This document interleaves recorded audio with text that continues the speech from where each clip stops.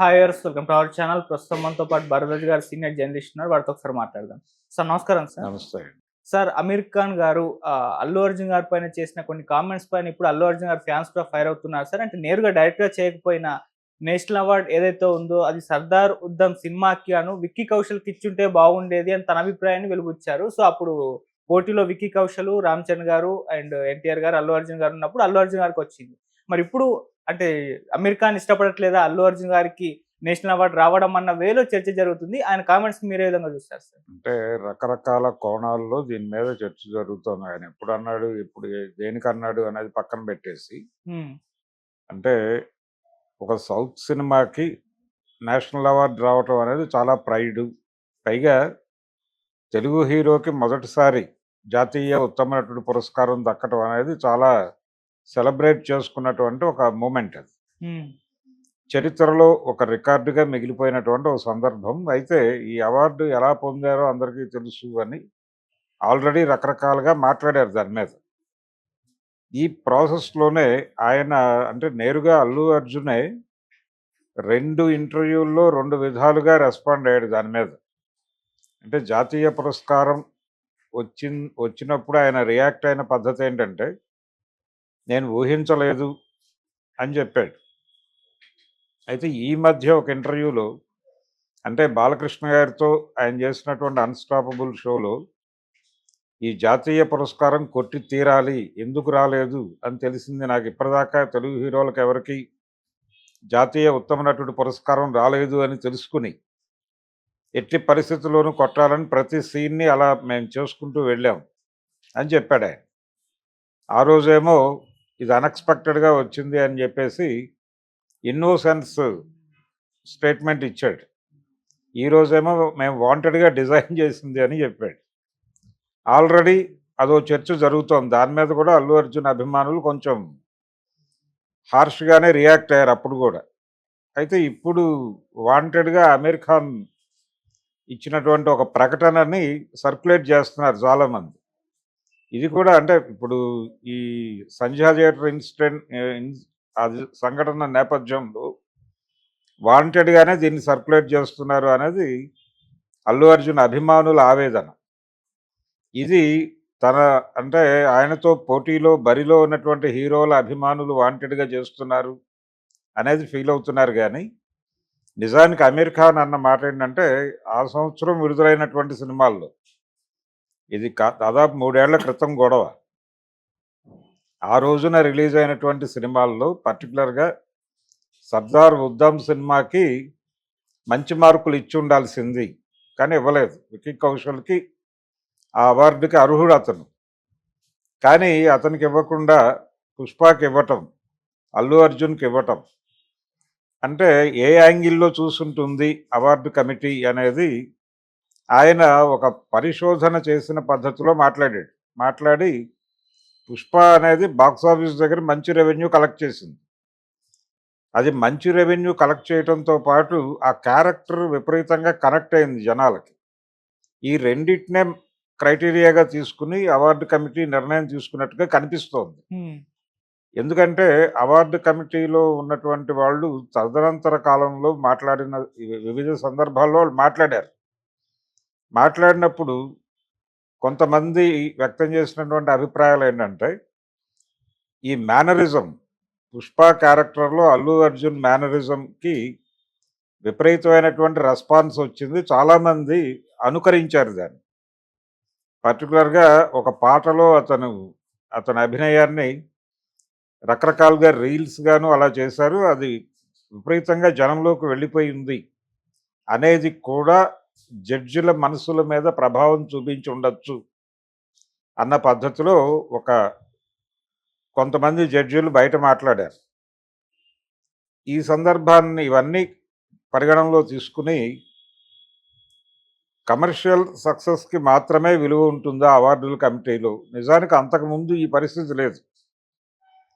గతంలో ఎలా ఉండేదంటే, కమర్షియల్ సినిమాల కంటే కూడా ఆర్ట్ సినిమాలకు ఎక్కువ ప్రాధాన్యత దక్కేది.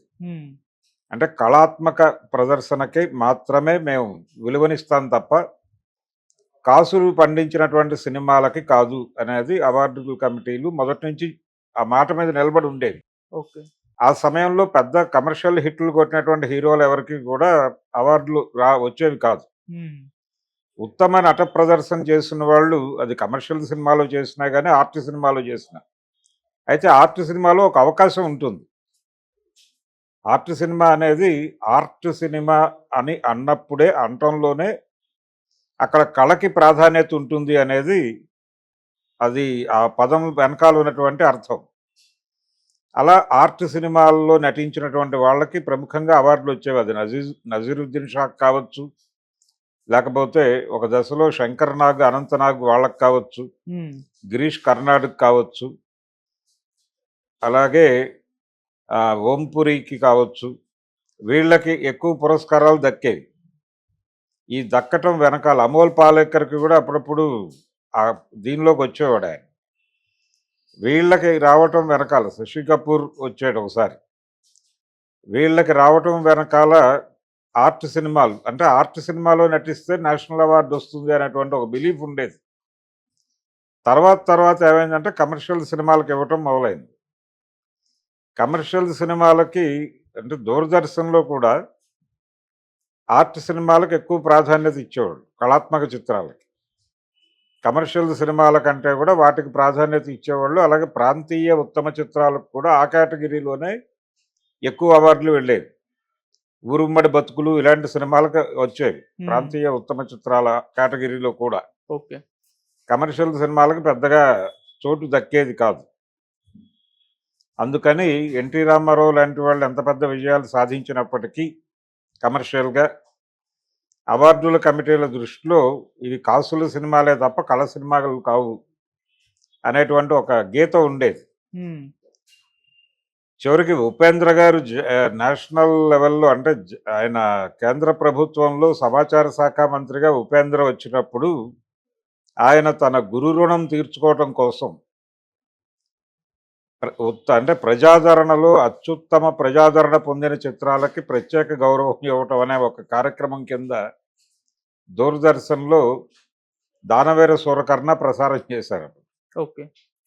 ఆయనకి ఎన్టీఆర్‌కి ఉన్నటువంటి ఎన్టీఆర్ పట్ల ఆయనకున్నటువంటి గురుభావంతో ఆయన కేంద్ర సమాచార శాఖ మంత్రి అయినప్పుడు అది జరిగింది. హ్మ్. అది బయట క్రిటిసిజంకి గురైంది. ఆయన తన గురువు గారిని మెప్పించడం కోసం దానవేర సూరకర్ణ సినిమా వేసాడు దానిలో అని. అయినప్పటికీ ఆ సినిమా వేశారు. ఇప్పుడు ఆ రోజున ఉపేంద్ర మీద ఎలాంటి విమర్శలు వచ్చినాయో దాదాపు అమీర్ ఖాన్ కూడా అలాంటి వాక్యాలే మాట్లాడాడు. ఇక్కడ కాసులు వచ్చినటువంటి సినిమాలకు ప్రాధాన్యత ఇస్తున్నారు. కళ ప్రదర్శించినటువంటి సినిమాల కంటే కూడా కాసులకే ప్రాధాన్యత దక్కుతోంది అని చెబుతూ ఆయన ఈ 2 సినిమాలని పోల్చాడు. పుష్పని అలాగే సర్దార్ ఉద్దమ్‌ని. పోల్చి కమర్షియల్‌గా దాంతో పోలిస్తే ఇది బెటర్ సినిమా. పుష్ప అనేది ఎక్కువ కలెక్ట్ చేసింది. హ్మ్. అది అంత కలెక్ట్ చేయలా. ఓకే. అందుకని ఆ సినిమాలో ఉత్తమ ప్రదర్శన చేసినటువంటి విక్కీ కౌశల్ అనేవాడు వీళ్ళకి కనిపించలా. డబ్బులొచ్చిన పుష్ప సినిమాలో అల్లు అర్జున్ కళా ప్రదర్శన ఆ స్థాయిలో లేకపోయినప్పటికీ ఇతను కనిపించాడు వీళ్ళకి. పైగా ఇతన్ని చాలామంది అనుకరిస్తున్నారు అనే పద్ధతిలో కూడా వీళ్ళ వ్యాఖ్యానాలు నడుస్తున్నాయి. హ్మ్. అంటే అది కనెక్ట్ అయింది. ఆడియన్స్ కనెక్ట్ అవ్వడం అనేది వేరే గొడవ. కానీ మీరు దేన్ని క్రైటీరియాగా తీసుకుని ఈ అవార్డులు ఇస్తున్నారు అనేది చూడాల. కమర్షియల్ సక్సెస్ అనేది క్రైటీరియాగా తీసుకుని ఇవ్వటం అనేది ఈ రోజున మొదలైన వ్యవహారం కాదు. ఓకే. నాకు కూడా అలాంటి అనుభవాలు ఉన్నాయి అన్నాడు ఆయన. తనకున్న ఒక అనుభవాన్ని కూడా ప్రస్తావించాడు ఆయన. అదేంటంటే 'దిల్వాలే దుల్హనియా లే జాయేంగే' అనే సినిమా, 'రంగీలా' హ్మ్. అవి 2 ఒక సంవత్సరం పోటీ పడ్డాయి. పోటీ పడ్డప్పుడు 'రంగీలాలో' తను ప్రదర్శించినటువంటి నటనకి తనకి అవార్డు వస్తుందని ఈయన అనుకున్నాడు హ్మ్. అమీర్ ఖాన్. అయితే షారూఖ్ ఖాన్‌కి అవార్డు వచ్చింది. షారూఖ్ ఖాన్‌కి అవార్డు రావటం వెనకాల 'దిల్వాలే దుల్హనియా లే జాయేంగేలో' ఆయన ప్రదర్శించిన నటన పెద్ద అంటే దీంతో కంపేర్ చేస్తే గొప్ప కళా ప్రదర్శన కాకపోయినప్పటికీ ఆ సినిమా ఎక్కువ కలెక్ట్ చేసింది. ఓకే. కమర్షియల్‌గా అది చాలా బిగ్ హిట్. అందుకని అతను అవార్డు కమిటీకి ఆనాడు. నేను ఆనలేదు. నా సినిమా ఆ రేంజ్ హిట్ కాదు. సక్సెస్‌ఫుల్ ప్రాజెక్టే గానీ ఆ రేంజ్ సక్సెస్ కాదది. అందుకని నాకంటే షారూఖ్ ఖానే వాళ్ళకి బిగ్గరగా కనిపించాడు. అందుకని 'రంగీలా'లో నా ప్రదర్శనని పక్కకి నెట్టేసి అతనికి అవార్డు ఇచ్చారు. ఇలాంటివి జరుగుతున్నాయి. ఇలాంటివి జరగకూడదు. ఉత్తమ కళా ప్రదర్శనకి మాత్రమే జాతీయ ఉత్తమ నటుడు లేకపోతే జాతీయ ఉత్తమ పురస్కారాలు దక్కాలి అనేది నా ఆకాంక్ష అన్నాడు. అయితే దీన్ని ఒక టాలీవుడ్ సినిమాకి రావటం పట్ల బాలీవుడ్ వాళ్ళు ఎలా అక్కసు వెళ్ళగక్కుతున్నారో చూడండి అన్న టోన్‌లో కూడా ప్రచారం జరుగుతోంది. ఓకే. ఇది అలాంటి అక్కసు వ్యక్తం చేయటమో, వెళ్ళగక్కటమో కాదు. ఆయన గొడవ ఏంటంటే commercial cinema, art cinema. Art cinema అనేది లేదిప్పుడు. కమర్షియల్ సినిమాకి, ఆర్ట్ సినిమాకి ఉన్నటువంటి గీతని చెరిపేశారు 90ల్లోనే. హ్మ్.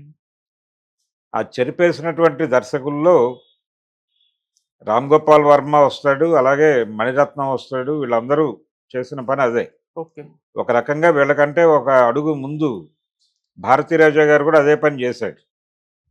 కమర్షియల్ సినిమాని ఆర్ట్ సినిమాకి ఉన్నటువంటి తేడాని చెరిపేసి కమర్షియల్ సినిమాని ఆర్ట్ ఫార్మెట్లో తీయటం అనే ఒక కొత్త మెథడ్ని ఇంజెక్ట్ చేశారు వీళ్ళు. హ్మ్. ఇది ఒక రకంగా గ్లోబలైజేషన్ ప్రభావం కూడా కావచ్చు. ఓకే. వాస్తవిక దృష్టితో కమర్షియల్ సినిమాని తీయటం. కమర్షియల్ సినిమా గ్రామర్ మారింది. హ్మ్. భారతీరాజా, తర్వాత వర్మ, తర్వాత మణిరత్నం వీళ్ళ చేతుల మీదుగా. అలాగే హిందీలో కూడా చంద్ర లాంటి డైరెక్టర్లు ఈ ధోరణిలో వెళ్ళారు. అంతకుముందు ఉన్నటువంటి మన్మోహన్ దేశాయ్ లాంటి డైరెక్టర్ల కంటే వీళ్ళు భిన్నంగా వెళ్ళారు. చోప్రా గారు వీళ్ళకంటే భిన్నంగా వెళ్ళారు. సిప్పీలు వీళ్ళు తీసినటువంటి సినిమాలకు భిన్నమైన సినిమాలు ఈ చంద్ర లాంటి వాళ్ళు తీశారు. అలా ఈ గీత చెరిగిపోయిన సందర్భంలో ఏ సినిమాకైనా అవార్డు దక్కటం అనేది మొదలైంది. ఇది కూడా మార్కెట్ ఎకానమీ డేస్లో మొదలైంది 90ల తర్వాత. అసలు ఆర్ట్ సినిమా డైరెక్టర్లే విడిగా లేరు. ఆ రోజుల్లో ఉండేది. అంటే సత్యజిత్ రే, మృణాల్ సేను, లేకపోతే ఇక్కడ రాజూర్ గోపాల్ ఇలా ఉండేవాళ్ళు కొంతమంది. భరతన్ వీళ్ళ సినిమాలకి అవార్డులు వచ్చేవి. హ్మ్. భారతీరాజా గారికి కూడా వచ్చేవి అలాగే. ఇలా జాతీయ పురస్కారాల దర్శకులు, జాతీయ ఉత్తమ నటుడు పురస్కారాల నటులు విడిగా ఉండేవాళ్ళు. ఓకే. ఇప్పుడు అది లేదు. అది పోయి చాలా కాలం అయింది. కాకపోతే ఈయన ఇప్పటికీ ఆ ఆవేదన వ్యక్తం చేస్తున్నాడు. ఉన్నంతలో ఉత్తమ కళా ప్రదర్శన చేసిన వాళ్ళకి అవకాశం ఇవ్వండి, కమర్షియల్ సినిమాల వైపు వెళ్ళకండి. అంటే కమర్షియల్ సినిమా అని కాదు కానీ డబ్బులు కలెక్ట్ చేసిన సినిమా మీదే మీ దృష్టి పడుతోంది. అందుకని నాకు ఆ రోజున 'రంగీలా' టైంలో అన్యాయం జరిగింది. హ్మ్. 'దిల్వాలే దుల్హనియా లే జాయేంగే'కి వెళ్ళిపోయింది అవార్డు. ఈ రోజున విక్కీ కౌశల్ ఉత్తమ కళా ప్రదర్శన చేసినటువంటి 'సర్దార్ ఉద్దమ్'ని పక్కన పెట్టేసి 'పుష్ప' సినిమాకి అవార్డు ఇచ్చారు. 'పుష్ప' సినిమా కంపారిటివ్గా ఎక్కువ కలెక్ట్ చేసింది. అందుకని అల్లు అర్జున్కి అవార్డు ఇచ్చారు. అల్లు అర్జున్ చేసింది ఏమీ లేదు. కంపేర్ చేస్తే, విక్కీతో కంపేర్ చేస్తే ఇతను చేసిన అద్భుతాలు ఏమీ లేవు అనేది ఆయన ప్రధానంగా చెప్పింది. హ్మ్. అంటే ఆయన ఆవేదన వెనకాల కాసులు వచ్చే సినిమాలను చూస్తున్నారు, కళాత్మక సినిమాలను చూడటం లేదు అనేది ఒక ఆవేదన ప్రధానంగా ఉంది. అంతే తప్ప బాలీవుడ్ హీరోలు టాలీవుడ్ హీరోలకు అవార్డులు రావడం పట్ల అక్కసు వెళ్ళగక్కటంగా ఆయన మాట్లాడలేదు. హ్మ్. తనకి షారూఖ్ ఖాన్కి మధ్య జరిగినటువంటి పోటీ ప్రస్తావన కూడా చేశాడు. సో జాతీయ స్థాయిలో జరుగుతున్నటువంటి వ్యవహార శైలి మీద మాత్రమే మాట్లాడాడు తప్ప ఇక్కడేమి ఆయన పర్టికులర్గా టాలీవుడ్ మీద ఏదో కడుపు మంటతో మాట్లాడిన మాటగా అనుకోనక్కర్లేదు. ఓకే. కానీ అలా ఫోకస్ అవుతోంది. హ్మ్. అలా ప్రొజెక్ట్ అంటే కొంతమంది అలా ప్రొజెక్ట్ చేస్తున్నారు. ఇంకొంతమంది ఏమో పర్టికులర్గా అల్లు అర్జున్ అభిమానుల్లో ఈ అభిప్రాయం బాగా ఉంది. హ్మ్. అంటే ఒక టాలీవుడ్ హీరోకి అవార్డు రావడం ఆయనకు జీర్ణం కావట్లేదు. ఆ జీర్ణం కాకపోవడం వలన ఆయన విక్కీ కౌశల్ని పట్టుకొచ్చి మాట్లాడుతున్నాడు కంపేర్ చేసి అనేది వీళ్ళ ప్రధాన ఆరోపణ. ఓకే. ఇది సౌత్ ఇండస్ట్రీ ప్రైడ్ గురించి మాట్లాడే వాళ్ళందరికీ కనెక్ట్ అవుతోంది.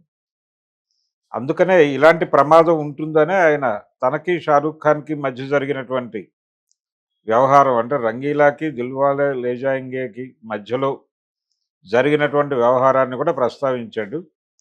నిజానికి అమీర్ ఖాన్ ప్రస్తావించినటువంటి రంగీలా టాలీవుడ్ డైరెక్ట్ చేసిందే రాంగోపాల్ వర్మ సినిమా అది. కాబట్టి ఆయన అంటే ఆ సమతుల్యాన్ని పాటించాడనే అనుకోవాలి. ఓకే. ఆయనకు అవార్డు రావటం అంటే వర్మకు వచ్చినట్టే. వర్మ కూడా టాలీవుడ్ ఓడే. కాబట్టి టాలీవుడ్ ఓడికి రాలేదని, ఒక టాలీవుడ్ ఓడికి వచ్చిందని ఇంకో టాలీవుడ్ ఓడికి రాలేదని ఒకేసారి ఎలా బాధపడతాడు ఆయన? అంటే ఆయనకు ఆ దృష్టి లేదు అనేది మనం అర్థం చేసుకోవాలి. ఓకే. అది కాకుండా వీళ్ళేంటంటే అభిమానంతో, అంటే విపరీతమైన ఆరాధనా భావంతో ఉన్న వాళ్ళకి ఇది కొంచెం ఇబ్బందికరంగా కనిపించి ట్రోల్ చేస్తారు. Okay sir. Thank you so much sir. Thank you.